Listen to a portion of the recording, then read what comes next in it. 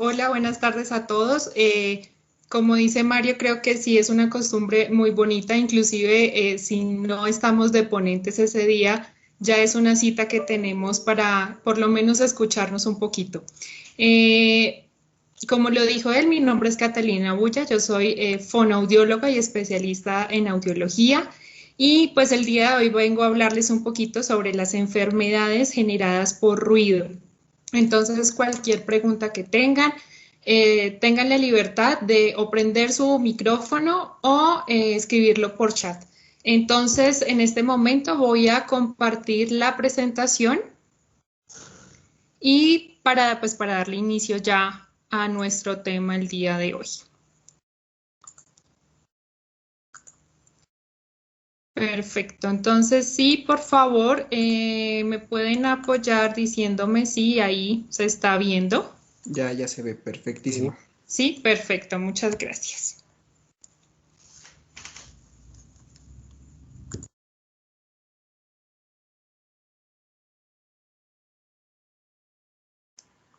Perdimos tu audio, Cata. Ya. Ah, Ah, ya, ahora sí.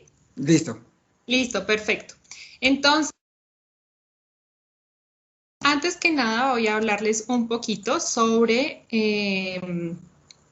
cómo dar una pequeña introducción para que podamos entender por qué la exposición a ruidos fuertes nos daña a nosotros o si genera alguna alteración en la parte auditiva. Entonces, las ondas sonoras que constituyen el sonido, si se reciben a alta intensidad, producen hipoacusia por excesiva estimulación de nuestro órgano de Corti. Es más correcto si nosotros hablamos de hipoacusia o daño coclear por sobreestimulación acústica que de daño auditivo inducido por ruido. ¿Por qué? Porque cualquier sonido, inclusive de la música más agradable, si llega a nuestro órgano de Corti a una intensidad demasiado alta, pues va a producir lesiones cocleares en algunas ocasiones reversibles y en otros no tan buenos de manera irreversible. Bueno, la diferencia entre sonido y ruido pues es puramente subjetiva. La naturaleza del sonido y del ruido es exactamente la misma, pero la forma en que nosotros la podemos denominar pues depende con la actitud de que la vayamos a escuchar. Entonces, un sonido para nosotros puede ser una o es una sensación sonora, agradable, familiar, versus un ruido, que es una sensación sonora no agradable y pues que no me comunica a mí nada útil. Entonces, en este sentido, por ejemplo, para mí, no sé, de pronto el escuchar un pájaro carpintero, para mí puede ser un sonido, pero para otra persona puede ser un ruido. Entonces, esa es como la diferencia entre sonido versus ruido y pues ya es una parte o lo podemos denominar, pero de la parte subjetiva, dependiendo yo cómo, cómo lo percibo y si es o no agradable para mí.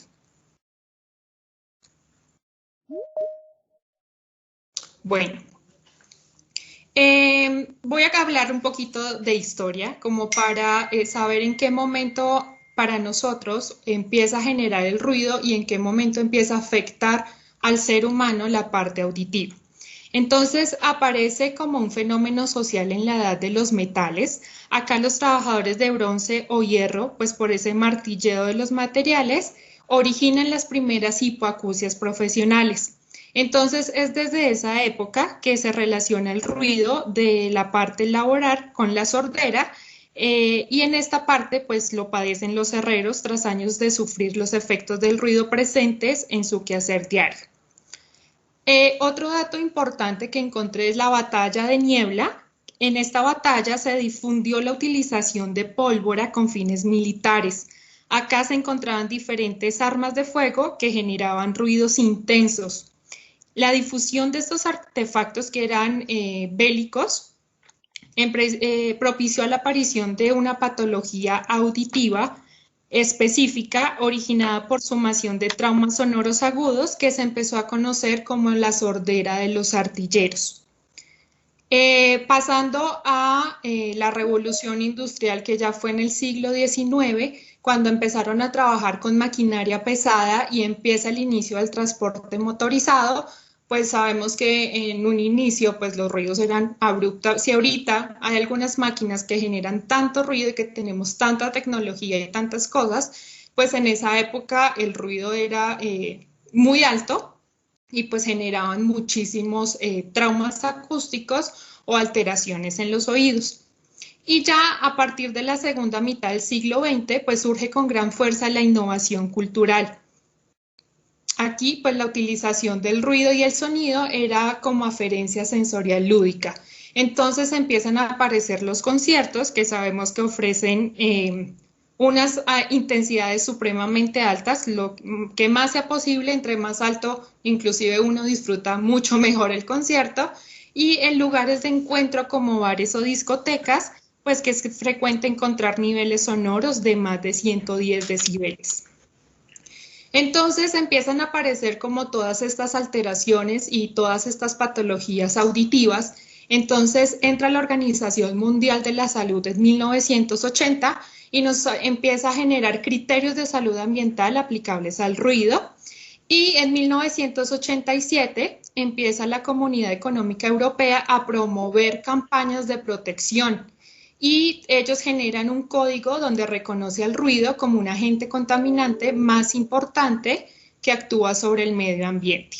Acá, para ellos no solamente afecta la parte auditiva, sino también impide el reposo, hay una amenaza de la estabilidad psíquica y puede acarrear diferentes enfermedades.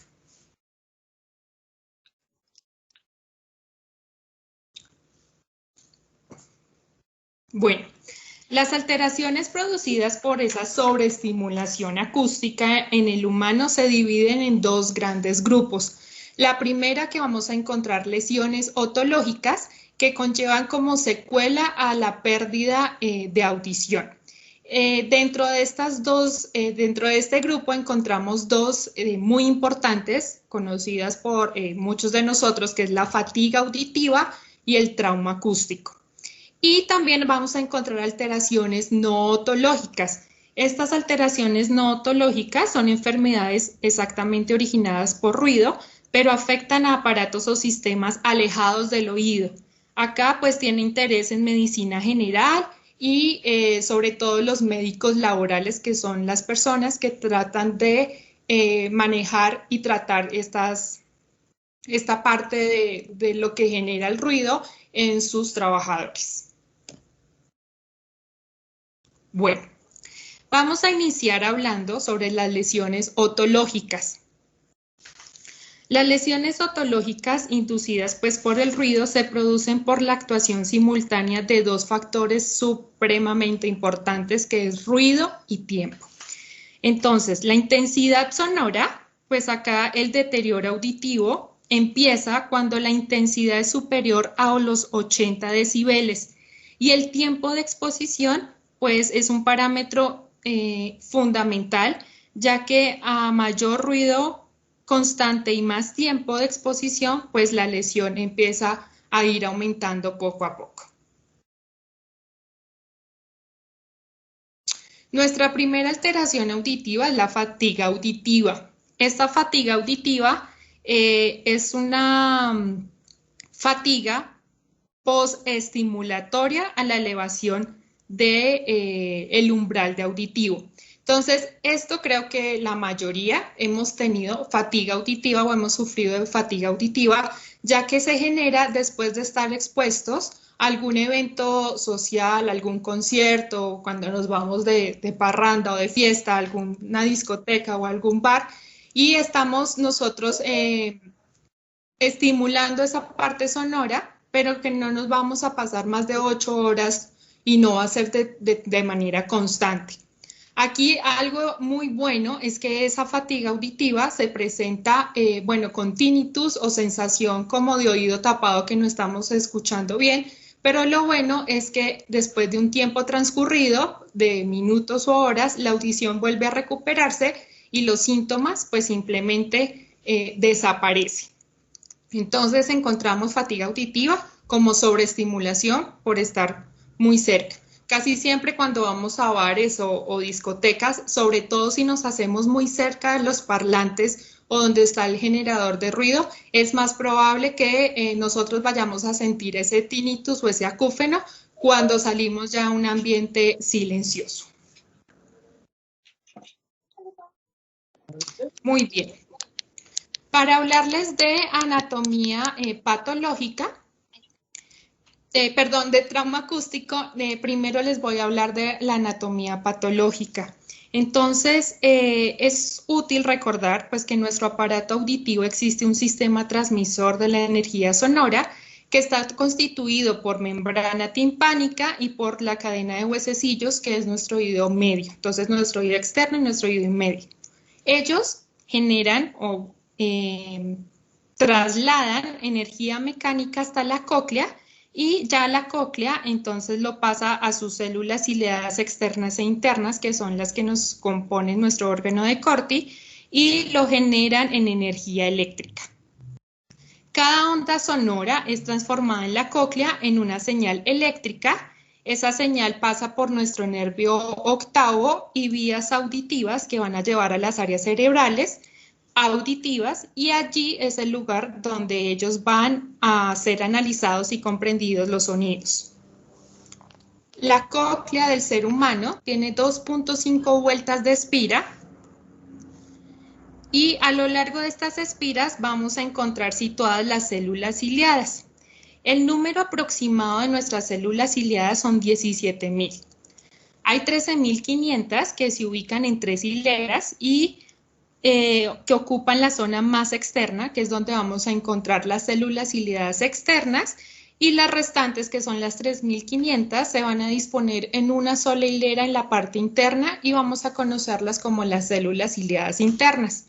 Y pues lo que les decía, el conjunto de estas dos células pues es lo que forman el órgano de Corti, y pues acá en estas dos, pues las células ciliadas externas e internas son las encargadas pues de captar los sonidos agudos y captar los sonidos graves. Entonces, entre más esté en la zona inicial, son las encargadas de captar esos sonidos agudos, y entre más cerca del ápice son las encargadas de captar los sonidos graves.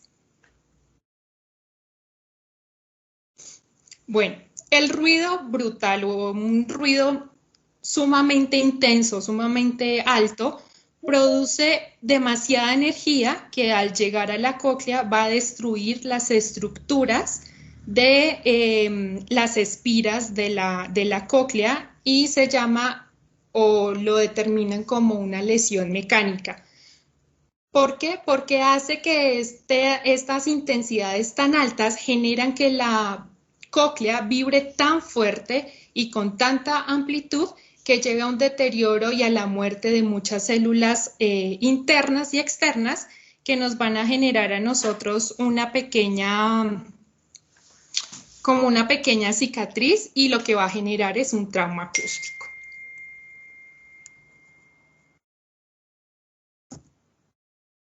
Bueno, ahora sí, ya entrando en el tema de qué es el trauma acústico, pues es ese deterioro irreversible de la audición producido por una sobreestimulación acústica.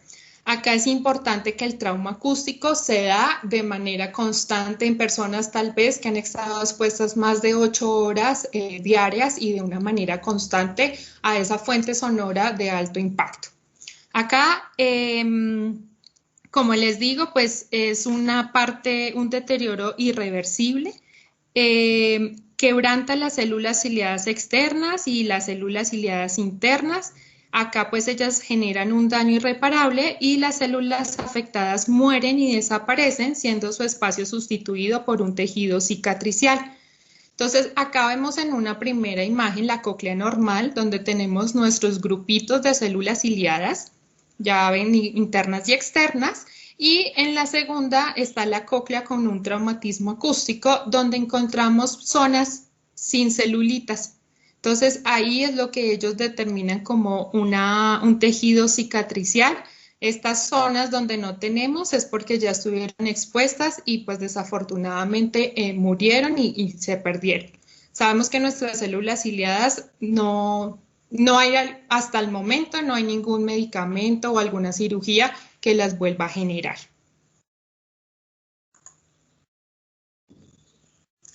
¿Qué pasa cuando mi paciente tiene o presenta un trauma acústico?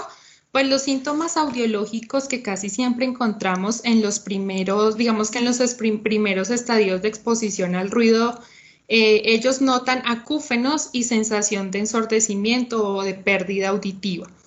Acá cuando hacemos nosotros nuestra audiometría, pues hay una pérdida de audición que se instaura lentamente y que va siendo de manera progresiva. Acá se instaura a lo largo de meses, años o todo el tiempo que esa persona vaya a estar expuesta. Y si la persona tiene trauma acústico y tiene que seguir tal vez en ese puesto de trabajo, pues la evolución de la hipoacusia va a seguir una normal típica y tenemos 4 grados de proceso en los que podemos encontrar un trauma acústico. Entonces se los coloqué como en un audiograma para que sea más fácil determinarlo nosotros en el momento en que lo encontremos. Entonces tenemos el primer grado de traumatismo acústico. Acá la pérdida de audición es discreta, más o menos 25-30 decibeles, pero solamente va a afectar la frecuencia 4000. Recordemos que estas alteraciones chocan y las que primero reciben son las que se encuentran en el inicio de nuestra cóclea, nuestro caracol. Entonces, esas son las células que van a deteriorarse de manera más rápida. Algo significativo de este trauma acústico es que tú lo puedes determinar muy fácil porque la única frecuencia que se nos afecta en un grado 1, por ejemplo, solamente 4000 y las demás están conservadas. Entonces, venimos en una audición normal en 3000, cae en un descenso leve, en este caso cayó a 30 decibeles y vuelve y se recupera en 6000 y 8000. Entonces, cuando les aparezca este tipo de pérdida auditiva, este tipo de gráfica, es como un síntoma de alerta para que ese paciente ya no le vamos a recuperar esos 4000, pero sí lo podemos empezar a dirigir hacia un programa de prevención en su entorno laboral. El segundo es un grado 2. En este segundo grado, pues ocurre una mayor pérdida en la frecuencia 4000. Acá ya nos baja más o menos 50-60 decibeles y la percepción también comienza a deteriorarse en 2000, 3000 y 6000 y 8000. Aunque no tienen el mismo descenso, sí ya está empezando a afectar. Recordemos algo muy importante, la que se afecta demasiado brusco es 4000. Siempre la vamos a tener muchísimo más abajo que el resto de frecuencias. Cuando el deterioro auditivo se incrementa y ya nos pasa a un grado 3 de traumatismo acústico, pues ya implica a las frecuencias desde 1000 en adelante. Pero pues empieza en un descenso de leve a severo y pues ya el paciente comienza a sufrir evidentes problemas de la comunicación y pues ya para un 4º grado, pues ya la máxima expresión funcional del daño inducido por esa sobreestimulación acústica. Acá pues la pérdida afecta profundamente a todas las frecuencias conversacionales y pues el individuo que lo padece pues manifiesta graves problemas de comunicación. Entonces esas son como las gráficas más comunes que vamos a encontrar de un paciente con un trauma acústico. Tratamiento,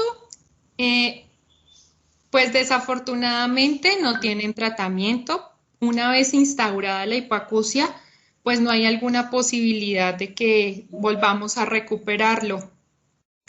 Hay algunos artículos que nos dicen que ante un trauma acústico de grado 1, cabe la esperanza de poder mejorar las secuelas, pero esto ya lo ve directamente el otorrino o el otólogo, ya que ellos hacen tratamientos con vasodilatadores o corticoides, pero ya son medicamentos o tratamientos que ellos, digamos que determinan cuál va a ser el mejor según el paciente y su historial clínico.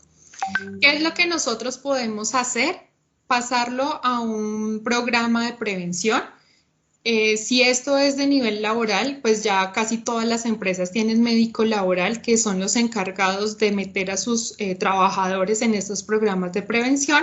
Sin embargo, es bueno también decirle nosotros a los pacientes, porque sabemos que hay muchos que no tienen ni idea tal vez que existe o que deberían darlo en su lugar de trabajo. Entonces, esa prevención es un control audiométrico periódico.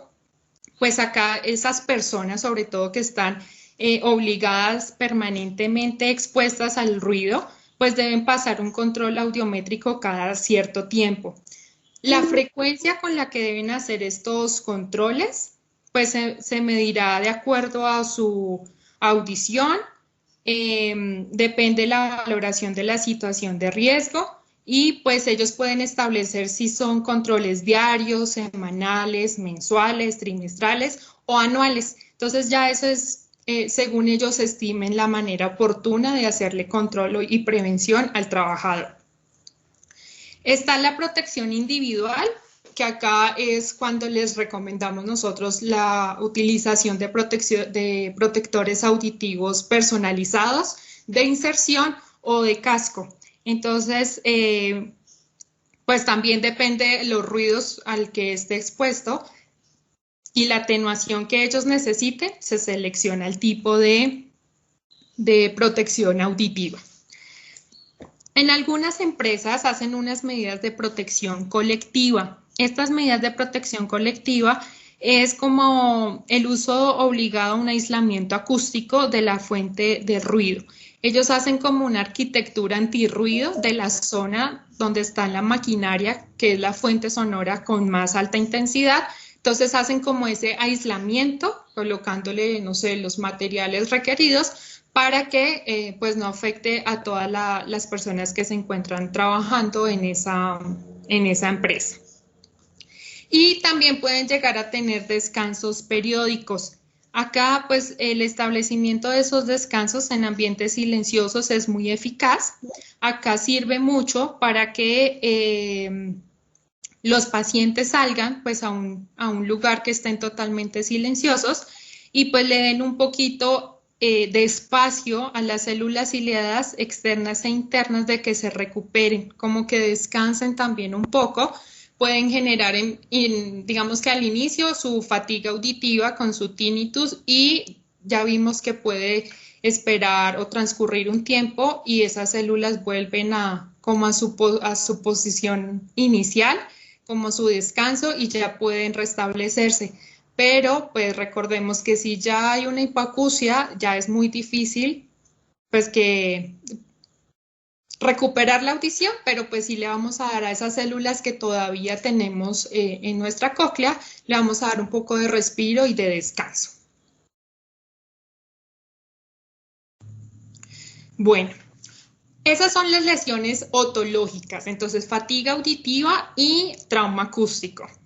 Pero también hay lesiones no otológicas. Estas lesiones no otológicas ya es un trabajo interdisciplinario donde vamos a trabajar nosotros como la parte de prevención en la parte auditiva y ya los podemos también ayudarles a dirigirlos realmente con el especialista. Hay lesiones o alteraciones relacionadas con el estrés y sabemos que con el estrés nos puede venir 1001 enfermedad adicional. Como la hipertensión, como, bueno, no sé ahorita, pero son muchas. A veces también como problemas de la piel puede generar, o sí puede generar problemas en la piel por el estrés, etc. Hay trastornos psíquicos que le van a generar al paciente una disminución del rendimiento intelectual, va a tener también una disminución en la capacidad de atención, de concentración, de las capacidades de elecciones, decisiones, inclusive puede llegar a trastornos psiquiátricos o trastornos graves de conducta, fundamentalmente aumento importante de la agresividad. También vamos a encontrar trastornos de fonación, que en pacientes que trabajan en ambientes de ruido, pues puede ocurrir una disfonía o un cambio definitivo de la voz. ¿Por qué? Porque pues el ruido les va a obligar a ellos a hablar alto para hacerse entender y con ellos pues someten al órgano laringio a una sobrecarga y pues ya va a aparecer esas lesiones reversibles o irreversibles en nuestros pliegues vocales. Entonces también nos puede generar o afectar la parte de la voz y aumento en la frecuencia de los accidentes laborales porque va a tener también pues simplemente perdón, en esos ambientes, pues no se perciben las señales acústicas que pues podrían servir de aviso ante determinadas contingencias o algo que se llegue a presentar de manera súbita y se ha demostrado experimentalmente que las personas inmersas en un ambiente de ruido intenso presentan un claro aumento en el tiempo de reacción no solamente con señales acústicas, sino también con señales luminosas. Entonces, creo que el ruido sí es algo que tenemos que tener en cuenta para nuestros pacientes si están expuestos en la parte laboral o en su diario vivir. Bueno, entonces, como podemos darnos cuenta, las lesiones tanto otológicas o no otológicas, pueden ser reversibles e irreversibles. Por ejemplo, en la parte otológica podemos tener prevención en la parte de trauma acústico y puede ser de manera irreversible si es una fatiga auditiva, pero tampoco se nos puede olvidar estas lesiones no otológicas porque pues ya les expliqué un poco todo lo que puede traer el estrés o un trastorno psíquico o todo lo que puede afectar el ruido en una persona. Ahora, como un dato adicional, pasado mañana es el Día Internacional de la Conciencia sobre el Ruido. Este día fue establecido desde 1996 por el Centro de Audición y Comunicación en los Estados Unidos y pues el objetivo es simplemente concientizar a la población sobre los efectos del ruido en la salud y en la bienestar, y en su bienestar, perdón. Entonces, me pareció oportuno decirles el día de hoy, por si el miércoles ustedes quieren darle alguna información o igual vamos a tener nuestra infografía ahí del Día Internacional, pero por si ustedes quieren hacer alguna campaña de prevención en sus consultorios o mandar información con sus pacientes, creo que estamos apenas. Esta es alguna de las referencias donde saqué toda la información y los artículos de la parte experimental, sobre todo en la parte de alteraciones no otológicas. Y pues eso sería todo de mi parte. No sé si tal vez tengamos alguna pregunta. Creo que hasta el momento no, pero es que estamos todavía somos tímidos porque es lunes, espérate al viernes, el viernes va a haber preguntas definitivamente. Ok, sí.